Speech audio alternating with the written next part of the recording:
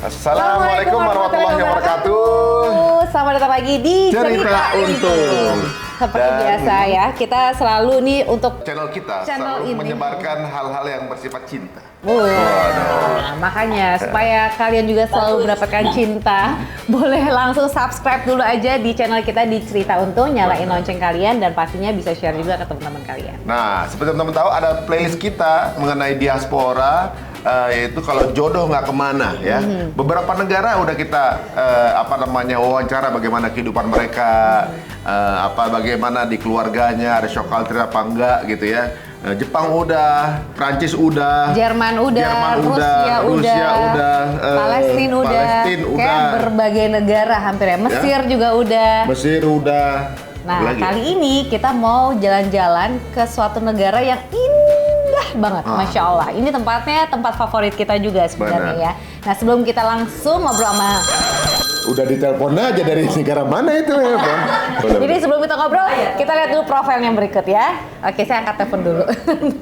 Halo, Assalamualaikum. Assalamualaikum, ¿cómo estás? Apa kabar teman-teman Cerita Untung? Ketemu lagi di episode Kalau Jodoh Nggak Kemana. Kita kenalan dengan pasangan Palembang Prancis yang kini tinggal di Swiss, tepatnya di Zurich. Ada Verete Family, Mbak Atia dan juga Mas Hervé. Selain beda budaya dan negara, ternyata Mbak Atia dan Mas Hervé ini terpaut beda usia 5 tahun loh. Dan berawal dari pertemuan mereka di satu perusahaan, kini mereka sudah menjalin rumah tangga 20 tahun lamanya. Ternyata mereka ini adalah salah satu jemaah dari Ustadz Aal di Swiss teman-teman, dan sering mengikuti kajian loh. Masya Allah, lalu apa sih yang membuat Mas Hervé jatuh cinta dengan wanita asal Palembang ini? Bagaimana Mas Hervé juga yakin untuk menjadi seorang muslim? Eits, nggak cuma kenalan sama mereka aja, kita juga bakal lihat suasana rumah di Swiss nih teman-teman. Masya Allah, indah sekali. Nah, kira-kira berapa biaya hidup di sana ya? Yuk kita cari tahu cerita lengkapnya sekarang. Jangan lupa subscribe dulu channel Cerita Untung.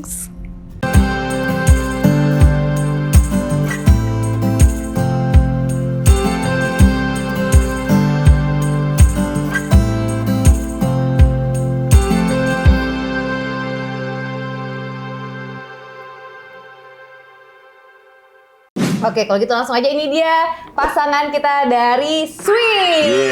Assalamualaikum warahmatullahi wabarakatuh. Waalaikumsalam warahmatullahi wabarakatuh. Masya Allah, ini ada Verete Family. Nah, ada Mbak Atia dan juga Hervé. Monsieur Hervé. Monsieur Hervé. Kalau Monsieur Verete. Monsieur Verete. Ya, kalau panggil RV aja. RW, RW itu gitu. singkatannya. Ya. Namanya juga kita belum. Iya, namanya kita masih amatiran bahasanya. Ya. Waduh, Mbak Tia, terima kasih ini berkenan untuk kita ajak ngobrol-ngobrol nih sama RW. Itu bagaimana keadaan di sana? Terima kasih juga ya udah diajak nih. Diajak ngobrol-ngobrol. Keadaan di sana apa nih? Keadaannya baik-baik aja. Di sana berarti masih summer ya? Masih panas. Sekarang ini 31. Tapi sempat ngalamin heat wave juga nggak? Kayak di Eropa lainnya kan ngalamin tuh heat wave. Kemarin kita lagi yang heat wave-nya itu lagi di Jakarta. Oh, lebih panas lagi gue di Jakarta mah. Tapi ya santai. Enggak. Lebih panas di sini. Sampai 40 ya? 40. Oh, RW bisa ngerti kalau kita ngomong bahasa Indonesia ya? Ngerti dikit-dikit. Dia nggak pernah kerja di Indonesia. Oh gitu. Bahasanya apa kalau di Swiss kan? Kalau nggak Jerman, Prancis. Oh nggak Inggris. Spanish. Ya. Spanish. Inggris. Ya. Inggris dia ngomongnya bukan. So, Atri. Combien de langue? Gue malu. Oh udah. Combien de langue? Ya, je peux parler un petit peu seulement. Un petit peu. Petit. Mbak Atia sama Hervé udah berapa tahun menikah? Dari tahun 2002. Berapa tahun tuh? Ya. 2002. 20 ya? Oh 20. Oh, berarti 20 tahun. Oh. Tapi penasaran nih saya sebenarnya. Ini kan Mbak Atia kan dari Indonesia. Terus RW itu di aslinya mana sih? Prancis atau apa? Tadi katanya sempat Prancis. asli Prancis. Asli Prancis. Nah, Di Prancis. Timur. Di perbatasan juga, perbatasan Jerman Swiss. Nggak jauh. Oh, di kota apa itu deh kalau di situ ya? Belfort. Benfort. Bapak tahu Pak? Nggak ada. tahu. Jadi suasananya kita juga di Keso juga nggak ngerti, nggak paham. Kalau Strasbourg, tahu nggak Strasbourg? Strasbourg tahu. Pokoknya daerah-daerah Alsace lah. Oh, dari situ kan dekat berarti ya. Kan Strasbourg bukannya di Jerman ya? Iya kan tadi perbatasan Jerman Oh Pak. iya, oke. Di situ berarti. Jerman dan Swiss. Iya. Oh, kok nah kita ketemunya di mana? Kok bisa? Kalau Mbak Atia orang mana? Saya secara biologi orang Palembang, tapi lahir di Jakarta jadi. Oh, Oh, kita gitu. galau. Darah Sungai Musi mengalir. Nak mano-mano wong Cuko kita. Palembang lah lewat Galo Oh, itu. Cuko lewat Galo. Siko bagi dua. Siko bagi dua, tidak kenyang juga makan tahu kalau. Kok bagi dua? Kate. Yang Palembang itu ini ya. Nah, kemana baik pacar? Nah, Kapal selam dimakan. Bener. Sekarang kita tanya sama Akve nih gitu kan. Akve, how you guys met anyway at the first place?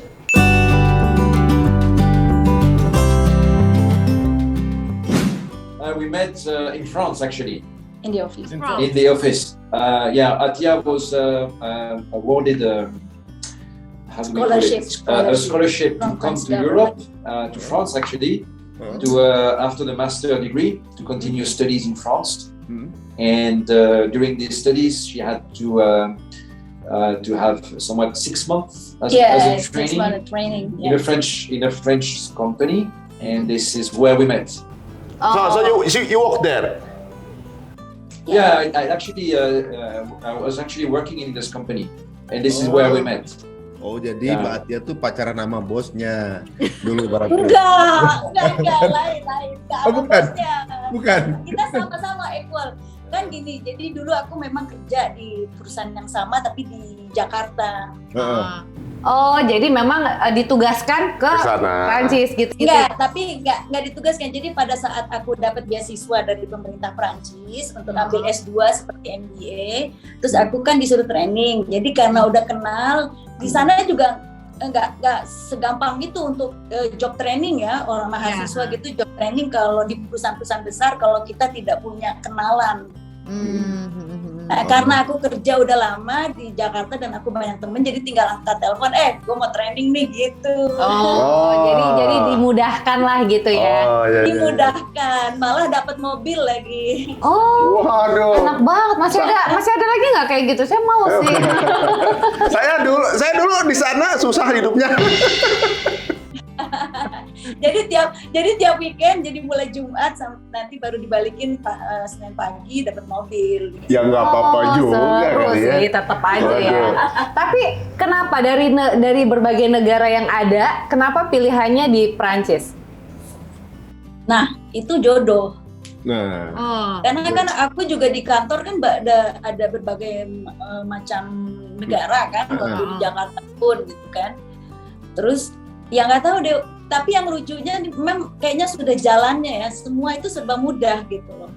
Dapat beasiswa, terus ya training, terus ketemu, terus kita cuma kenal 3 bulan langsung married. Ya Allah, keren banget. Cepet banget. Nah, ini nih keren nih story-nya nih. So, Nah, Oke, karena hal- kenapa? Kan kita bukan ibaratnya kalau kata kasarnya bukan beli kucing dalam karung kan. Iya, Kita iya. udah kenal secara apa ya? Kita tahulah ini dia seperti apa gitu kan di kantor gini. Jadi kan lebih mudah. nah kita tanya suaminya nih ya. Agwe, how's the love story begin?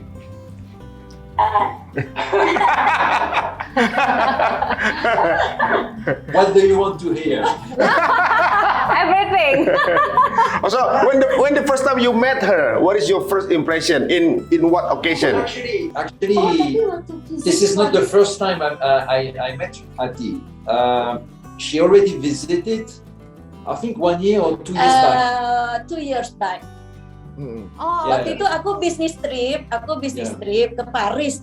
Sebenarnya sih aku bisnis trip ke Paris sama temen juga, sama kolega juga gitu. Terus yang satunya aku bilang, aku mau ke Belfort. Ngapain nanti?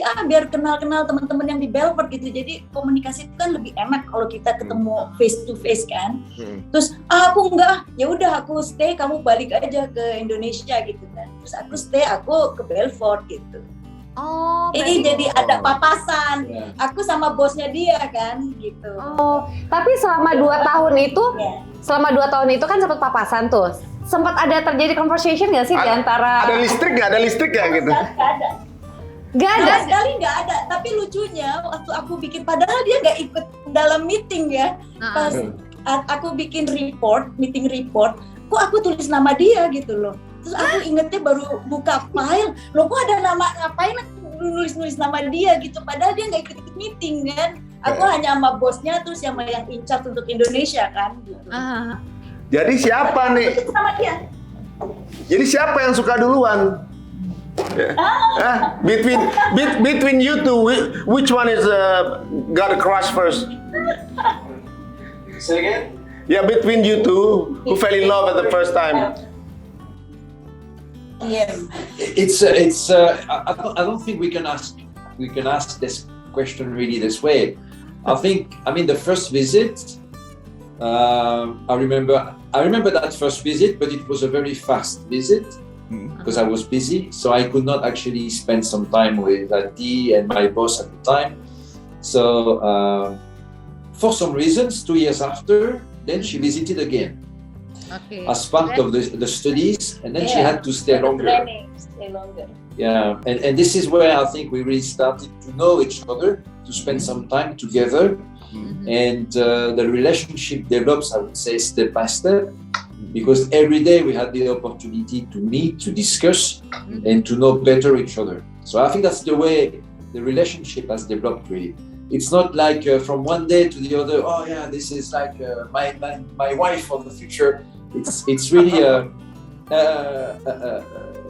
step-by-step meeting every day that we actually knew each other better, and we discovered that we had this, I would say, this stronger relationship developing.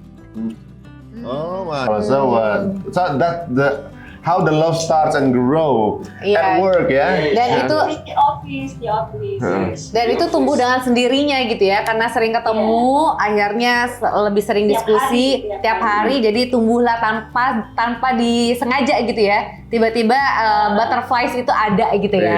Iya, dia orang Teleponan. Pada saat itu dia sering bisnis trip kan kemana-mana. Aduh, pokoknya tapi teleponan. Yeah. Long business trips, so we had some time on the phone, and you know, I don't believe in a very sudden relation, like falling in love from day one, from the first minute. I don't really believe it. I think it's developing, and because you share, because you converse, you discuss, then you figure out that you have some common, I would say, interests.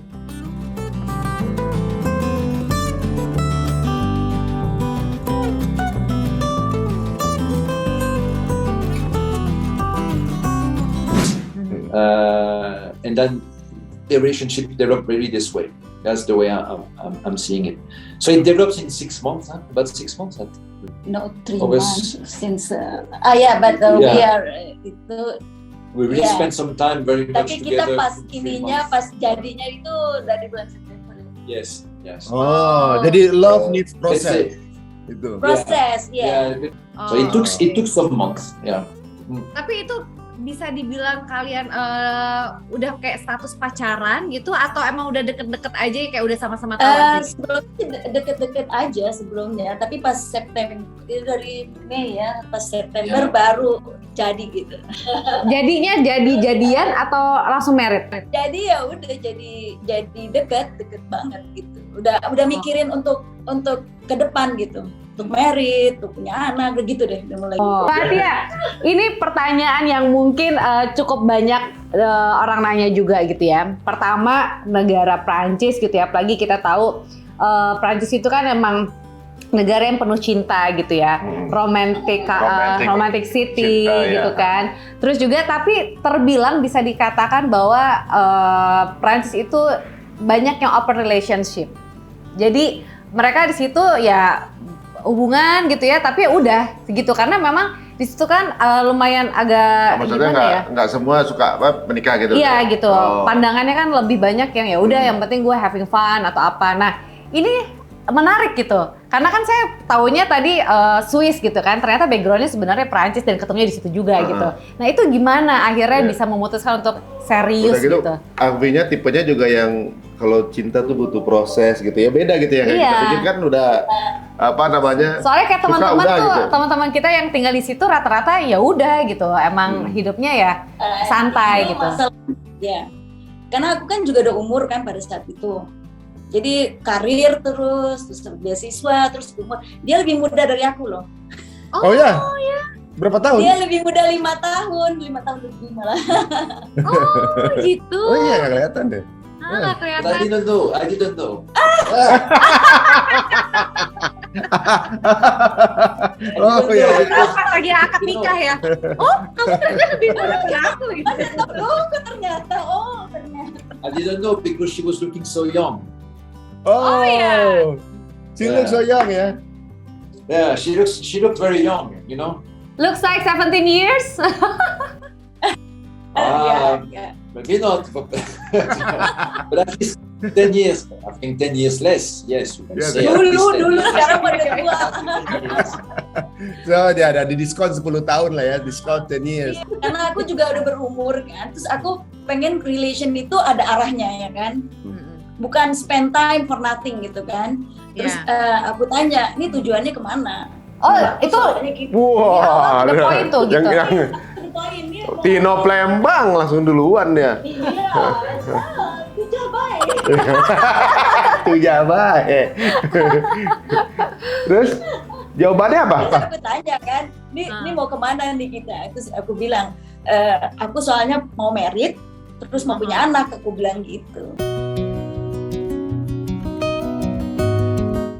Oh, udah ditegasin dari awal. Terus Udah Elvin itu jawabnya apa dari tuh? awal, pokoknya arahnya harus ke situ. Kalau enggak ya udah ngapain gitu. Oh, oke. Terus Elvin? RW gimana tanggapannya saat itu? Fine. Katanya sama. Sí, sama. Oh, Sama.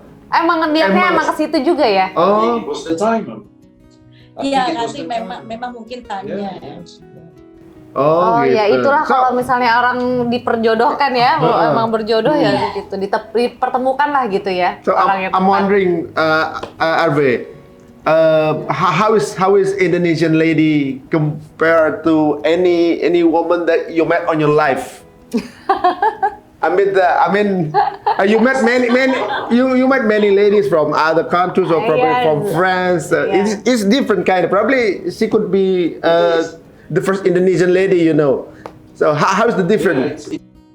well, if I would take maybe two main traits of character, I would say very joyful people, very positive, very optimistic. You know, this is maybe something which differentiates, I would say, Indonesian ladies from maybe the European world or maybe the American world. It's that you are very positive, very very joyful people, right? Always smiley, very nice people. I would say if I would define the girls in Indonesia, that's what I would say. Yeah, that makes really much your differentiation. You are very positive and joyful people. Yeah. So what makes you love her then, and believe that she's your destiny? Yeah, I think this is one aspect of it. I think the fact that she's always very joyful, very positive, very smiley.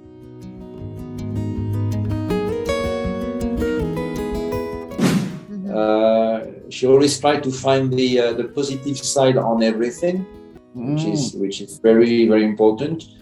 She's also very smart, I must say. Ati is very smart. I see. You know, when someone is smart, the face talks. Oh It's got iya. the face. You know? Yeah. Someone yeah, you can read the smartness of someone on the face when the face is talking. Ati is very smart.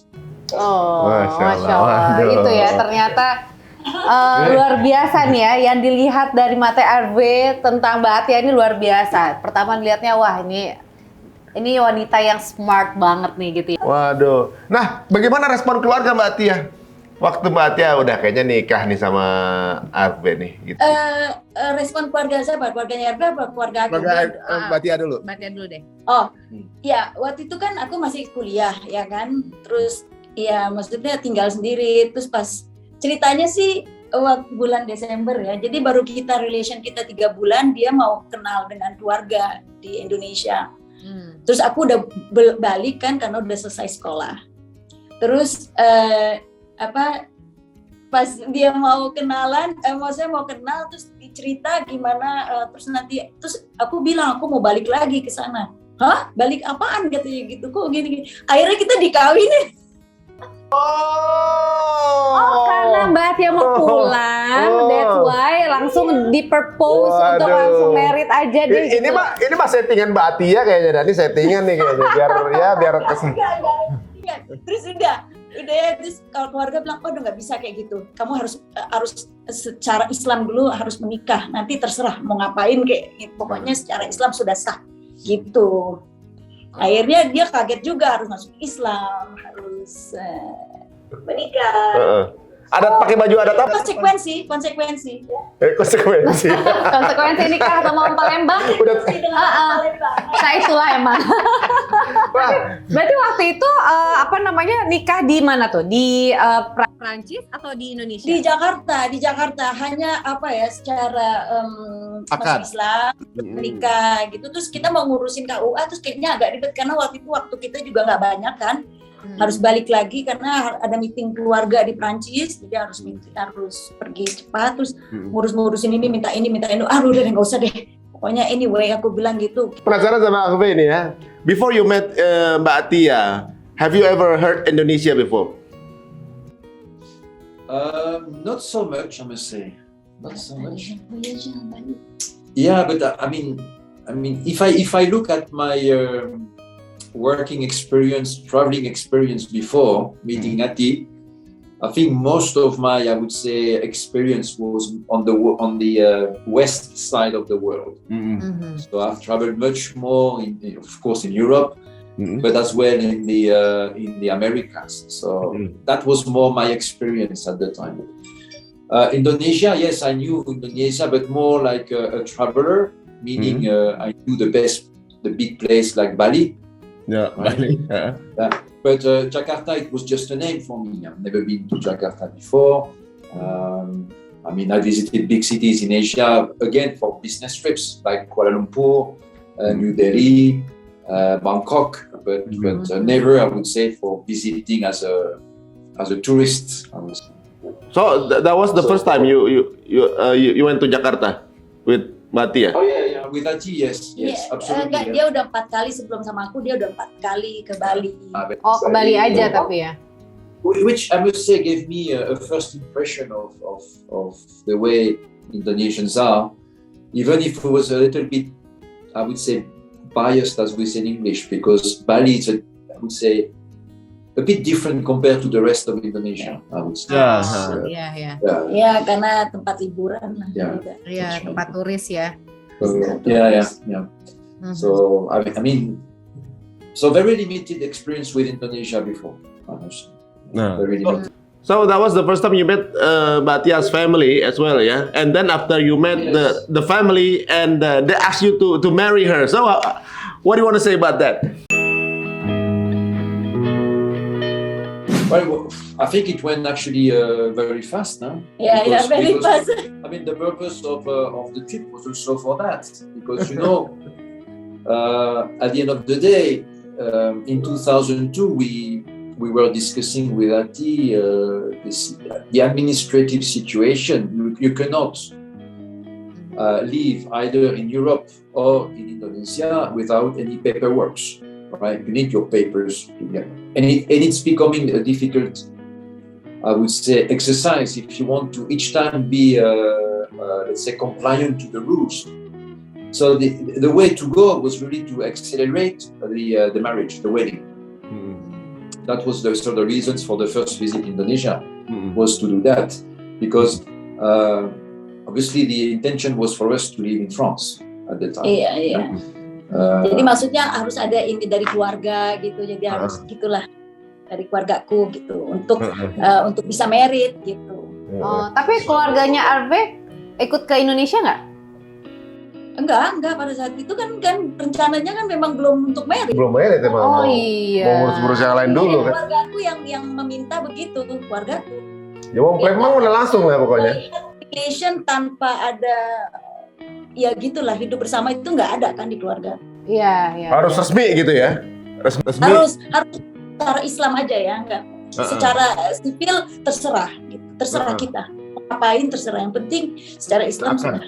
Oh, itu emang sangat dikedepankan sekali ya di keluarganya Mbak Tia. Nah, terus gimana tuh RV ketika datang gitu kan, mau kenalan terus ternyata disuruh nikah dan tentunya disuruh juga untuk yuk samakan gitu ya keyakinannya. Itu kan pasti double shock mungkin ya.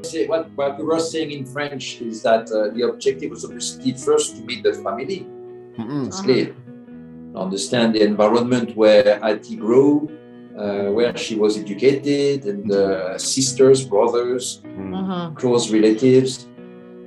Then obviously you have the conversion to Islam to do, and I would say religious wedding in Jakarta. Artinya menikah gitu, religious wedding.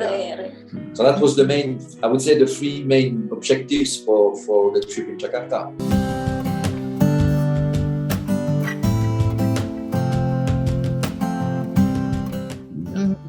And then with that, we could actually move back to Europe and then get a wedding in Europe, what we call a public wedding or administrative wedding.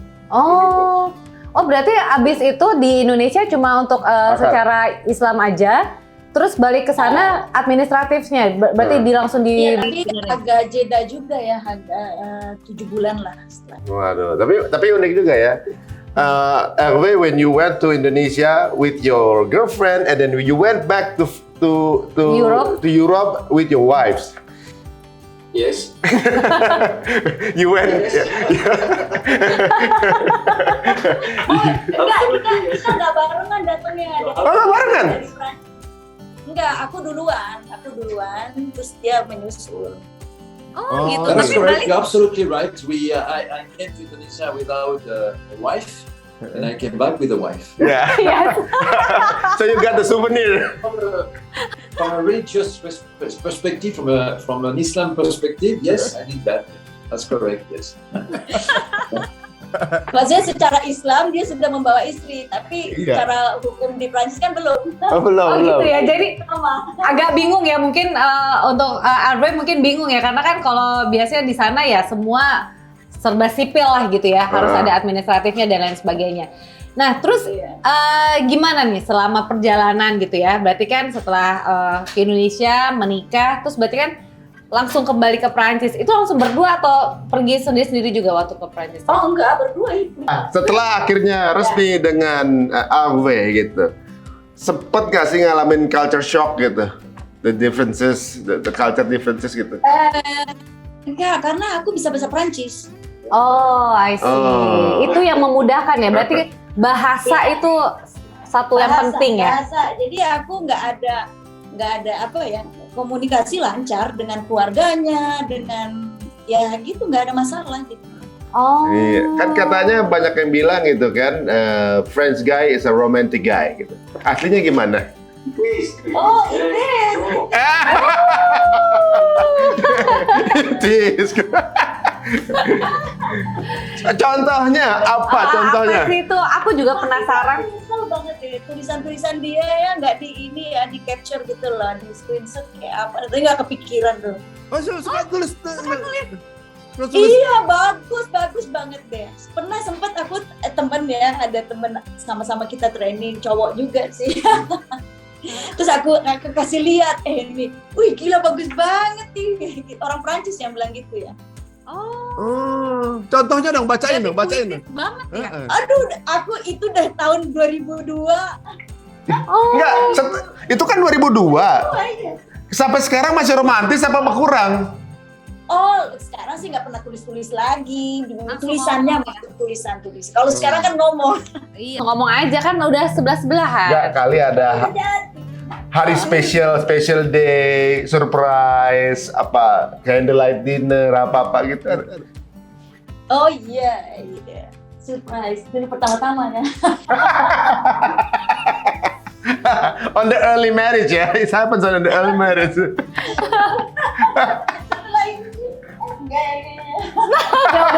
udah santai, udah punya gue ini katanya. Masalahnya juga gini, kalau teman-teman kita gitu ya, surprise, misalnya pergi kemana, surprise gitu kan, kasih tiket. Kalau kita kan nggak bisa, harus apply di mana nih negara, oh harus apply visa dulu.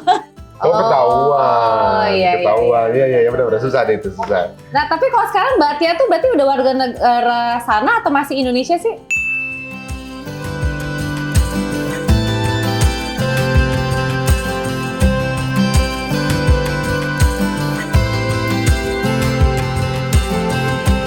Terus aku mikir, ya udah deh, aku bilang gitu, kalau misalnya di sini ada yang senang sama aku tapi mau masuk Islam tapi baik, udahlah aku terima gitu.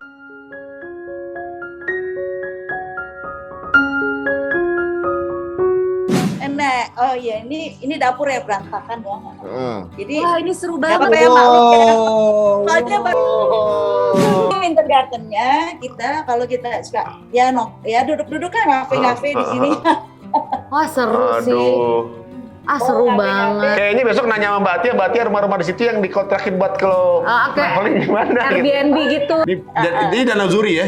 Lake Zuri? Zuri Ini Luxury namanya. Ih, seru banget seru ya. banget. Itu Mbak Atia itu bisa berenang nggak di sana? Ini yang berenang Turis gitu ya, kita kan melihat pengeluaran di Swiss itu lumayan besar, lumayan tinggi dibandingin sama Eropa lainnya.